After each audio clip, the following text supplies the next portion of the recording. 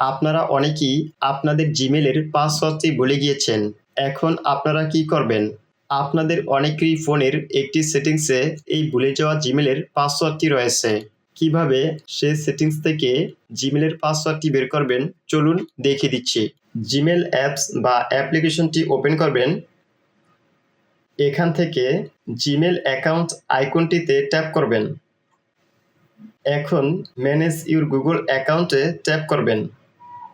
এখান থেকে সিকিউরিটিতে ট্যাপ করবেন।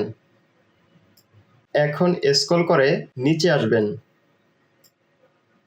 এখান থেকে ম্যানেজ পাসওয়ার্ডস এটিতে ক্লিক করবেন। google.com-এ ট্যাপ করবেন। এখন আপনি আপনার ফোনে যে লকটি দিয়ে রেখেছেন সে লকটি দিয়ে দিবেন।